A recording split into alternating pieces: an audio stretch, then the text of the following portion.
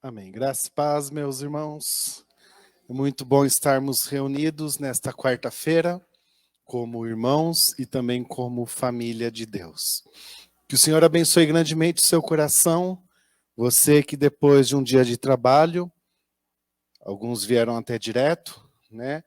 Ou como nós que estamos fora de casa há mais de quase 12 horas, devido ao trabalho, reuniões, atividades. Hoje foi uma quarta-feira um pouco atípica também para alguns membros da nossa diretoria que estiveram conosco aqui, estivemos em algumas reuniões aqui da nossa casa também. Tudo para a melhoria e melhor andamento do reino de Deus, da sua obra e do seu reino. Que o Senhor nos abençoe grandemente e a sua vida que está aqui. Nós vamos continuar com a nossa série de mensagens. Nós estamos estudando a mensagem dos Salmos. Para mim tem sido uma bênção, eu tenho aprendido muito, espero que os irmãos também estejam aprendendo.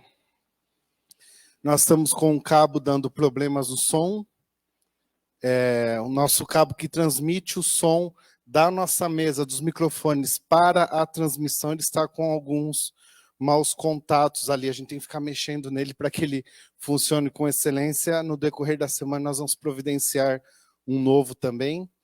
Mas hoje você que está acompanhando de casa, talvez fale um pouco, talvez entre um pouco de eco, mas é devido a um pequeno cabo que será trocado ainda essa semana para que domingo possamos ter a transmissão com mais qualidade. Nós vamos hoje para o Salmo 88. Eu estava lendo esse Salmo, meditando nele, eu vi algumas coisas diferentes, acredito que você também, como bom estudioso da palavra de Deus, né?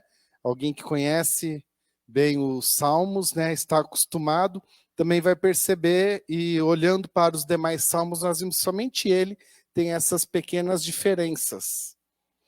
Ele não é um salmo escrito por Davi, também não é um salmo escrito pelos filhos de Corá, nem por Moisés. Ele é escrito por um homem que é chamado Emã, e ele é israelita. Nós encontramos a palavra israelita apenas 2 vezes na Bíblia, que é quando Amã nasceu e também quando o seu pai o deu o seu nome. Só encontramos 2 vezes essa palavra. Nós não encontramos nenhum outro homem na Bíblia, família ou mulher, que fosse israelita. Israelita seria a nacionalidade, né? Nós não encontramos. Pouco se tem sobre a história desse homem. Nós sabemos apenas que ele era um dos músicos do templo de Salomão. A sua história está lá em 2 aos Coríntios, 2 Crônicas. Coríntios não tem como, né? As épocas são muito diferentes. Está lá em 2 Crônicas. E também, além de músico, ele era cantor no templo. São as únicas informações que nós temos dele. Ele aparece em apenas 2 versículos apenas do Antigo Testamento, os versículos históricos, e depois nós temos esse salmo que foi aqui escrito por ele. E assim diz Salmo 88, acompanhem na sua Bíblia. Senhor Deus da minha salvação, diante de ti tenho clamado de dia e de noite. Chegue a minha oração perante a tua face. Inclina os teus ouvidos ao meu clamor, porque a minha alma está cheia de angústias e a minha vida se aproxima da sepultura. Já estou contado com os que descem a cova. Estou como um homem sem forças, posto entre os mortos como feridos de morte que jazem na sepultura, dos quais te não lembras mais, antes os exclui a tua mão. Puseste-me no mais profundo do abismo, em trevas e nas profundezas. Sobre mim pesa a tua cólera. Tu me abastestes com as tuas ondas. Alongaste de mim os teus conhecidos e fizeste-me um extremo abominável para eles. Estou fechado e não posso sair. A minha vista desmaia por causa da aflição. Senhor, tenho clamado a ti, o dia tenho estendido a ti as minhas mãos. Mostrará tuas maravilhas aos mortos, ou os mortos se levantarão e te louvarão? Será anunciado a tua benignidade na sepultura, ou a tua fidelidade na perdição? Saber-se-ão as tuas maravilhas nas trevas e a tua justiça na terra do esquecimento? Eu, porém, Senhor, clamo a ti, de madrugada te envio a minha oração. Senhor, que me rejeitas a minha alma? Por que escondes de mim a tua face? Estou aflito e prestes a morrer desde a minha mocidade. Quando sofro os teus terrores, fico perturbado. A tua ardente indignação sobre mim vai passando, e os teus terrores fazem-me perecer. Como águas me rodeiam todo dia, cercam-me todos juntos. Afasta para longe de mim amigos e companheiros. Os meus íntimos amigos agora são trevas. Eu acredito, irmãos, que o versículo mais importante é o verso de número 13. Eu, porém, Senhor, clamo a ti e de madrugada te envio a minha oração. Pai Santo, ajuda-nos na compreensão desse salmo. Ajuda-nos a entender o que irmã quis escrever.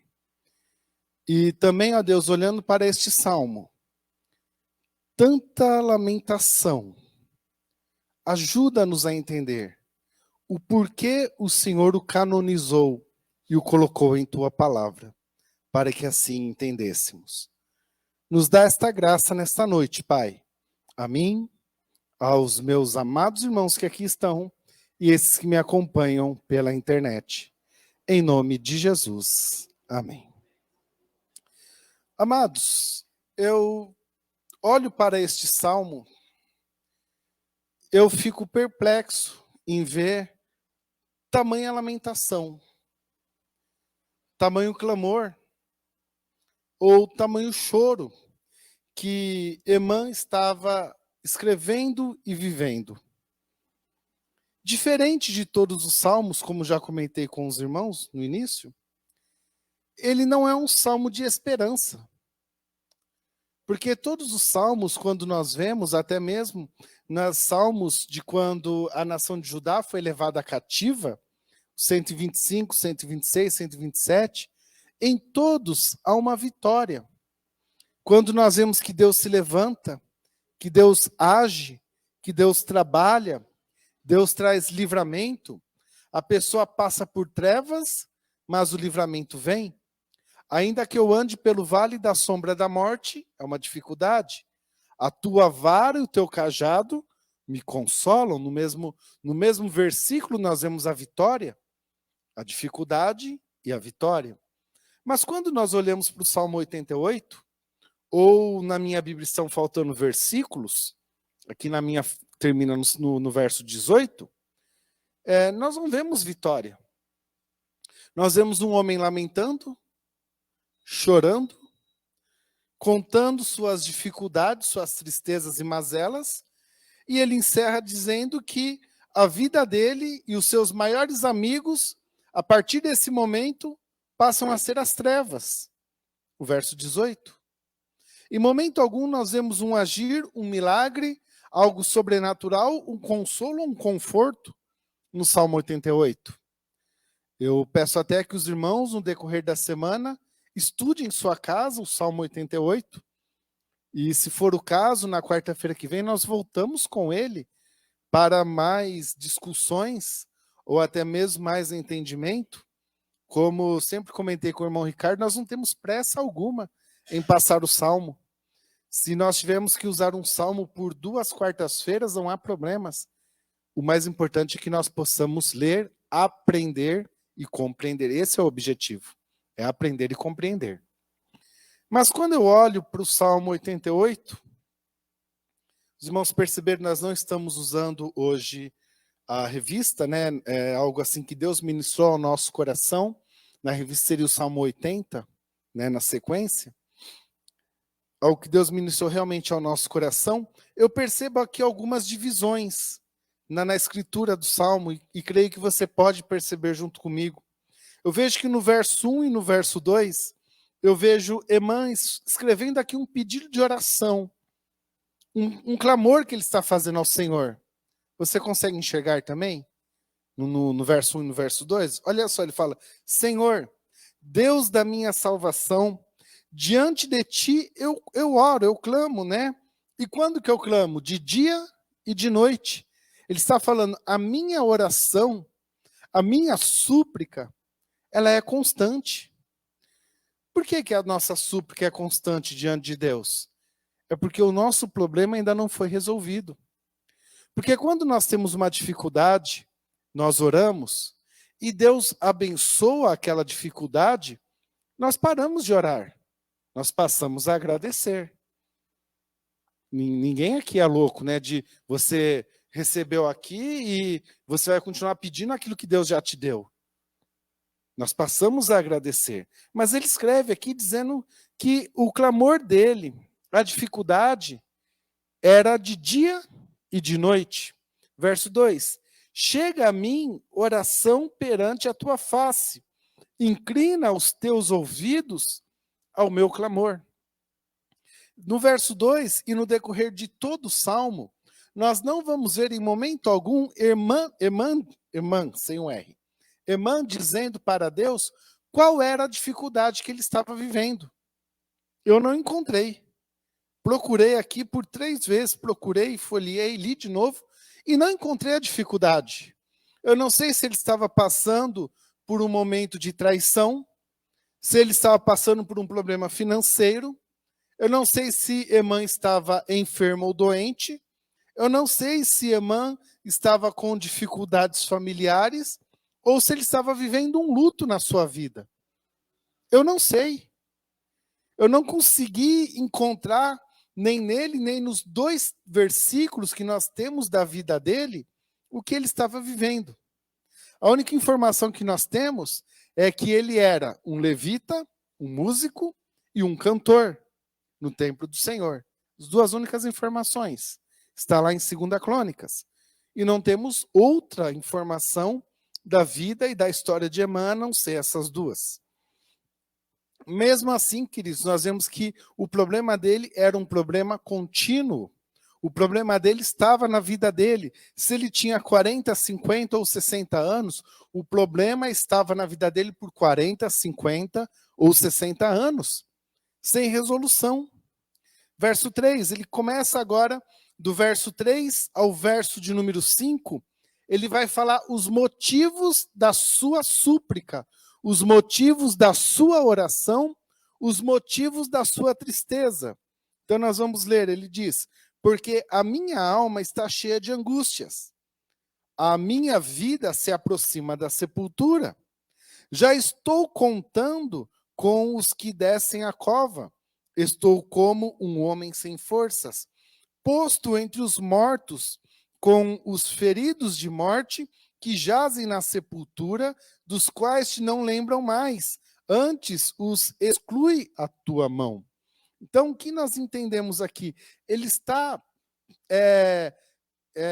igualando a vida dele com os soldados em guerra. O que são aqueles, no verso de número 5, a parte B, que descem às sepulturas e são esquecidos? São os soldados que estão ali em meio à guerra, quando eles são feridos, ainda não morreram, estão em estado de morte, quase morrendo, então faz-se um buraco, aqueles soldados não têm mais como serem salvos, né?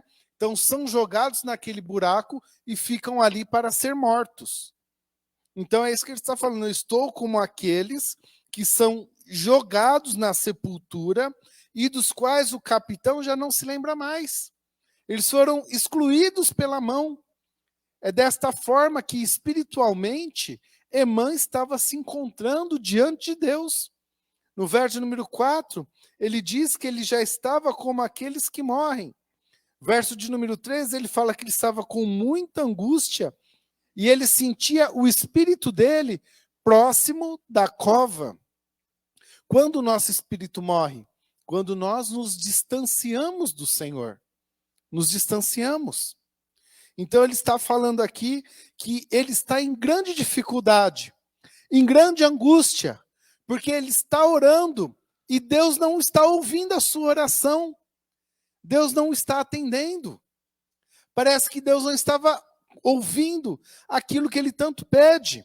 Pode ver no verso número 2, ele fala: que chegue a mim, inclina os teus ouvidos, ouve o meu clamor.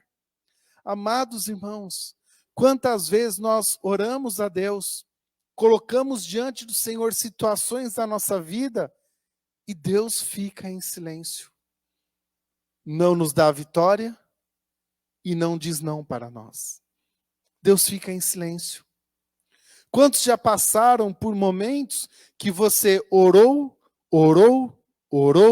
até esqueceu de orar, porque a situação não se resolveu? Ou foi só eu que passei por um momento assim? Todos nós passamos por momentos de vitória, sim. Oramos e Deus nos atendeu, sim. Mas há situações como essa de Emã, que nós oramos e Deus não o atendia. E a crise de Emã é que ele falava com Deus e Deus não o ouvia. Essa era a maior crise que ele tinha. Era a maior crítica dele. Orar a Deus e Deus não falar com ele. Do verso 6 ao verso de número 8. Agora ele vai falar que toda esta dificuldade que ele estava vivendo não era por culpa dele mesmo. Ele vai falar que toda essa dificuldade foi Deus quem pôs na vida dele. Praticamente ele vai apontar o dedo para o Senhor, do verso 6 ao verso 8. Não estamos tirando isso como lição de vida, estamos apenas interpretando o que ele está escrevendo.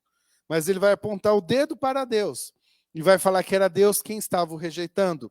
Verso 6 assim diz: puseste-me, pode ver ele falando para Deus, puseste-me no mais profundo abismo, em trevas e nas profundezas. Sobre mim pesa a tua cólera. Tu me abatestes com todas as tuas ondas. Alongaste de mim os meus conhecidos e fizeste-me em extremo abominável para eles. Estou fechado e não posso sair. Então ele está falando: eu estou em angústia, eu estou em dificuldade, a minha oração não é ouvida, mas a minha dificuldade foi Deus quem permitiu na minha vida. A vontade permissiva de Deus, a vontade soberana de Deus, permite que muitas vezes os homens, por mais abençoados que sejam, levitas, cantores, membros do templo do Senhor, passem por dificuldade na vida. Nós entendemos aqui que não é pelo fato de trabalharmos no templo, na obra e no reino de Deus, como este homem era, que a dificuldade não sobrevém. Há muitas dificuldades que vêm em nossas vidas. Verso 9, verso 10 e verso 11, nós entendemos aqui o que ele estava crendo ainda no poder de Deus. Vamos ler. A minha vista desmaia por causa da aflição. Senhor, tenho clamado a ti todo dia, tenho estendido para ti as minhas mãos. Mostrarás tu maravilhas aos mortos? Ou os mortos se levantarão e te louvarão? Será anunciada a tua benignidade na sepultura? Ou a tua fidelidade na perdição? Saber-se-ão as tuas maravilhas nas trevas? E a tua justiça na terra dos esquecimentos? Então ele está falando aqui: Senhor, se o Senhor tirar a minha vida, quem vai te louvar? Se o Senhor tirar a minha vida, quem vai te exaltar? Se o Senhor tirar a minha vida, quem vai consagrar-lhe? Porque ele começa perguntando assim, verso 10. O Senhor vai achar que aqueles que já morreram se levantarão da sepultura um dia para te louvar? O Senhor acha que a sua benignidade será anunciada, verso 11, lá na perdição, lá no inferno? Ou o Senhor acha que as tuas maravilhas serão lançadas como justiça sobre aqueles que já partiram para o esquecimento? Para o esquecimento é aqueles que já morreram há mais de 50 anos, que as próximas gerações já não se lembram mais. né? Nós lembramos dos nossos avós que faleceram, alguns se lembram dos seus bisavós, mas das gerações passadas, nós já não lembramos porque não conhecemos, vieram a falecer do nosso conhecimento. Então é isso que ele está falando. Será que esses que já morreram, eles vão te louvar? Esses que já morreram vão te exaltar? Senhor, fala comigo. Ele está clamando, fala comigo, Senhor, eu estou vivo. Fala comigo, Senhor, eu estou vivo. Eu preciso, Senhor, ouvir a tua voz. Tira de mim essa dificuldade que eu estou vivendo. Tira de mim esse silêncio. Eu quero ouvir a tua voz e quero ser abençoado por ti. Agora, do verso 14 ao verso 18, a finalização do Salmo. Eu, porém, Senhor, clamo a ti, e de madrugada te envio a minha oração. Senhor, por que rejeitas a minha alma? Por que escondes de mim a tua face? Estou aflito e prestes a morrer desde a minha mocidade. Quando sofro os teus terrores, fico perturbado. A tua ardente indignação sobre mim vai passando. Os teus terrores fazem-me perecer. Como águas me rodeiam todo dia, cercam-me todos juntos. Afasta para longe de mim amigos e companheiros, os meus íntimos amigos agora são as trevas. Então, nessa finalização, depois ele dizer que ele ainda continua orando, mesmo de madrugada, todos os dias, como no verso número 1, do verso 14, ele começa a perguntar ao Senhor, Senhor, eu preciso entender, por que que o Senhor se afastou de mim? Por que que eu não tenho ouvido o Senhor? O verso de número 14 foram uma das frases que Jesus citou enquanto estava na cruz. Deus meu, por que se afastaste de mim? Por que me desamparastes? Verso 15, ele diz, Senhor, eu estou prestes a morrer, mesmo estando ainda na minha mocidade, porque quando eu passo por essa dificuldade, eu sinto terror da ausência da tua presença em mim. 16, arde dentro de mim uma indignação muito grande, que eu vejo as pessoas orando e serem abençoadas, e arde dentro de mim uma indignação, porque eu oro e eu não recebo a graça do Senhor. 17, como muitas águas me rodeiam, a água é algo que você não segura, você não pega com as mãos, ela desce pelas suas mãos. Então, algo que nós não conseguimos segurar. A presença de Deus não é possível segurar. Ela passa pelas mãos. E no verso 18, ele fala, olha, companheiros íntimos que eu tenho, agora são apenas trevas. Nenhuma esperança. Onde nós perguntamos para Deus, Senhor, olhando para a vida deste homem, um homem atuante no reino de Deus, na obra do Senhor, porque naquela época, amados irmãos, nós ainda não tínhamos evangelização, aqui era apenas os judeus, nós não tínhamos a compilação da palavra de Deus, o único serviço na obra do Senhor era estar no templo. Nós não tínhamos os missionários, nós não tínhamos essa obra. A única obra no reino de Deus era dentro do templo do Senhor, que este homem exercia. As duas únicas funções que se existiam, ele exercia as duas. Trabalhava para a obra, para o reino de Deus, e passando uma grande dificuldade como essa. Então nós perguntamos ao Senhor, o porquê desse salmo? O porquê desta compilação na palavra de Deus? E o porquê Deus traz ele para as nossas vidas hoje? Nós só podemos tirar algumas lições que eu gostaria de compartilhar com os amados aqui agora. Eu percebo também que ele não pede outra coisa aqui nesse salmo, a não ser a presença de Deus. a não ser que Deus olhe para ele e que Deus se aproxime novamente a ele. Nós entendemos também, acredito que você percebeu pelo Salmo, que o problema deste homem não era pecado. Porque todo Salmo, quando a pessoa está cheia de pecado, a pessoa pede perdão a Deus e é abençoada. Lembram-se do Salmo 55, por exemplo, quando Davi escreve, ele escreve para Deus: Senhor, contra ti eu somente pequei, e venho aqui pedir o teu perdão. Em momento algum, Emã, ele cita pecados. Em momento algum, ele cita perdão ao Senhor. Ele não estava em pecado. Mas ele pede o retorno de Deus para a sua vida.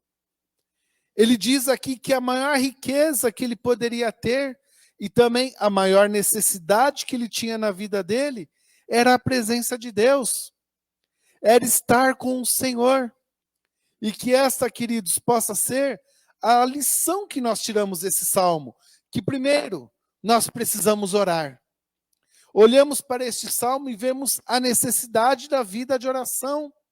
Olha no verso 13, olha para o verso de número 1, olhe para o verso de número 2. Ele está clamando, pedindo ao Senhor e dizendo: eu oro a todo tempo, eu oro todos os dias, eu oro na madrugada, eu busco ao Senhor. Eu preciso do Senhor na minha vida. E outra lição que nós entendemos: a maior necessidade na vida de um homem realmente é a presença de Deus. É a presença de Deus. Hoje eu estava conversando com alguns pastores amigos, e ali no momento, eles começaram a falar: olha, o que nós precisamos trabalhar na vida daquela pessoa, primeiro é o caráter dela. Ela precisa mudar o caráter. Segundo, precisamos ajudar essa pessoa a ser tratar a esposa dele melhor. Precisamos ajudá-lo a isso. Terceiro, precisamos ajudar essa pessoa a ler mais a palavra de Deus. Assim ele será uma pessoa mais completa na palavra. Aí eu parei os irmãos e falei: irmãos, nós temos que orar pela conversão. Porque quando a pessoa se converte, resume tudo isso. Se conserta tudo isso. Então, nós entendemos aqui, Emã, falando assim para Deus: olha, a maior necessidade é Deus. A maior necessidade é Deus. Muitas vezes nós queremos orar por amigos e conhecidos que estão nos vícios. E oramos para Deus livrá-lo do vício. Queremos orar por famílias, casais, mais específico, que passam por crise no casamento. Muitas vezes queremos orar por pais que não são sábios na criação dos filhos. Queremos orar pelos filhos rebeldes dentro de casa. Mas se nós orarmos pela conversão, e se qualquer uma dessas 4 apontamentos, exemplos que nós demos aqui agora, as pessoas se converterem, qualquer problema na vida delas vai mudar. Porque aquele que se converte de verdade, abandona o vício. Aquele que se converte de verdade, trata bem a sua esposa, e a esposa trata bem o marido. Aquele que se converte de verdade, se torna um filho obediente. Aquele que se converte de verdade, tem o seu caráter transformado. Aquele que se converte de verdade, porque tem aquele que vem para a igreja, né? Mas o que se converte de verdade, tem a sua vida transformada. Então, a maior necessidade da vida de um homem hoje é Deus. É o que eu entendo no Salmo 88. Eu não consigo tirar outra lição. Eu já li ele várias vezes aqui tentando extrair uma lição desse Salmo. Mas outra lição eu não consigo tirar. A maior necessidade que este homem tinha era Deus na vida dele. Mesmo sendo um levita. Quem que era o levita? Aquele que tocava instrumento no templo. E na época do templo de Salomão, quanto tempo que era de música no templo? Os irmãos se lembram? Era 1 hora de louvor? Ou que nem a gente faz aqui na igreja, meia hora? 4 músicas, né, irmã Rita? Que a gente escolhe. Quanto tempo que era de música no templo? Os irmãos sabem. 24 horas por dia. A música no templo era 24 horas. Tinha as escalas, né? Os turnos da noite. né? E tinha lá o músico ali tocando, vamos dar um exemplo, o violão. Naquela época não tinha o violão, né? O que nós tínhamos na época? A harpa, né? O músico ali tocando harpa no templo. Aí dava o horário dele ir embora, o outro arpeiro chegava, começava a tocar do lado dele para a música não parar. Aí aquele que já estava lá desde de manhã parava de tocar, a música não parava. A música não parava no templo de Salomão. Foi por anos, até o dia em que Nabucodonosor invadiu Israel e levou os levitas presos, né? Aí sim acabou a música. Mas a música no templo era ininterrupta. As pessoas podiam entrar no templo, à meia-noite tinha ali o grupo de louvor, parafraseando, né? Tocando ali. Tinha momentos que o templo ficava vazio. Não tinha ninguém lá no culto. Mas a música continuava. A música no templo não parava. 24 horas por dia. 7 dias por semana. E este homem vivia no templo. Vivia em meio ao louvor. Vivia em meio à adoração. Ele era um cantor do templo. Um cantor do templo. Mesmo assim, a necessidade dele era Deus. O que nós tiramos de lição com tudo isso? Não está no Salmo, mas uma lição implícita na vida deste homem e no Salmo que ele escreve. Que mesmo aqueles que estão com atividades na igreja, com funções na igreja, precisam de uma conversão genuína. Precisam de uma conversão genuína. Sabe aquela frase que a gente compartilha lá no Facebook? Você pode estar na igreja, nascer na igreja, viver na igreja, ser velado na igreja, mas assim para o inferno? É uma realidade. Que só entra no reino de Deus não é quem foi para a igreja, é quem foi para Cristo. É quem entregou a sua vida para Cristo. Aquele que entregou a sua vida para Cristo, ele tem prazer em estar na igreja. Quem entregou a sua vida para Cristo, quem se converteu de verdade, tem prazer em cantar mesmo no dia que os instrumentos não tocam. Aquele que se converteu de verdade tem prazer em sentar nesse banco e ouvir a palavra de Deus, mesmo que o pastor pregue por 2 horas. Ficou uma dica, né? E não reclamam ainda. Tem prazer em ouvir. Aquele que se converteu de verdade, ele não precisa que alguém fale para ele ore. Ele tem prazer em orar. Não impedir. Pedir é uma necessidade. Mas ele tem prazer em dobrar os joelhos dele na casa. Ele fala, Senhor, eu te amo. Senhor, eu te desejo. Senhor, eu te busco.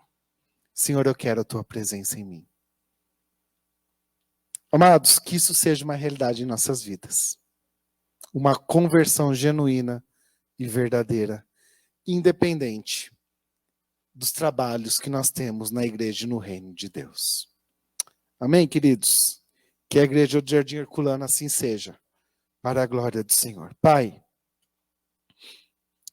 santo e amado, que possamos expressar uma vida de conversão verdadeira. Me ajuda, Senhor, e ajuda os meus irmãos, essas pessoas tão amadas e queridas, que possamos expressar uma conversão verdadeira. Que nós, ó Pai, não venhamos sair daqui desta noite sem assumirmos esse compromisso contigo, de a partir deste momento termos uma vida de conversão verdadeira. Não para as pessoas lá fora, mas o nosso comportamento contigo. Nós vamos orar todos os dias. Nós vamos louvá-lo todos os dias. Nós vamos ler esta palavra todos os dias por prazer, por desejo, e que a nossa maior necessidade sempre seja a tua presença em nós. Faz isto em nós, Pai. Faz essa transformação no nosso coração nesta noite. E nós queremos sair daqui mais apaixonados por Ti. Não desejosos, Senhor, das Tuas mãos. Não porque nós sabemos que o Evangelho é o caminho certo, mas porque nós Te amamos em primeiro lugar. Que essa seja a nossa maior busca Que essa seja a maior intenção do nosso coração em estarmos aqui nesta igreja. Em nome de Jesus. Amém.